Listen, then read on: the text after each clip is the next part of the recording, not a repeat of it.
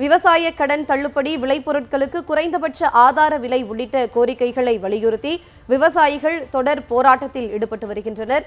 இதுகுறித்த கூடுதல் விவரங்களை எமது டெல்லி சிறப்பு செய்தியாளர் பால்முருகனிடம் கேட்கலாம். வணக்கம் பால்முருகன், இதுகுறித்த கூடுதல் விவரங்களை பதிவு செய்யுங்க. டெல்லி முற்றுகை போராட்டத்தை நடத்தி வரக்கூடிய விவசாயிகள் தற்போது ஷம்புவில் உள்ள ரயில் நிலையத்தை கடந்த 4 நாட்களாக முற்றுகையிட்டு இரவு பகலாக அங்கேயே தங்கி போராட்டத்தை நடத்தி வருகிறார்கள். கடந்த பிப்ரவரி 13ஆம் தேதி முதல் டெல்லி போராட்டத்தை தொடங்கிய விவசாயிகளை ஹரியானா மாநில அரசு டெல்லிக்குள் செல்ல விடாமல் மாநில எல்லையிலேயே தடுத்து நிறுத்தி இருக்கிறது. இதன் காரணமாக ஷம்பு உள்ளிட்ட இடங்களில் விவசாயிகள் தொடர்ந்து போராட்டத்தை நடத்தி வருகிறார்கள்.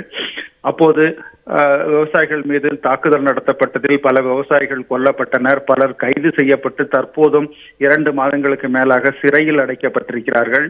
இவர்களை உடனடியாக விடுவிக்க வலியுறுத்தி கடந்த 4 நாட்களாக ஷம்பு ரயில் நிலையத்தார்கள் இன்றும் போராட்டம் தொடர்கிறது. இன்று பல பகுதிகளிலிருந்து பெண் விவசாயிகள் உள்ளிட்ட பலர் ஷம்பு ரயில் நிலையத்திற்கு வந்து போராட்டம் நடத்தக்கூடிய விவசாயிகளுக்கு ஆதரவாக அங்கேயே போராட்டம் நடத்தி வருகிறார்கள்.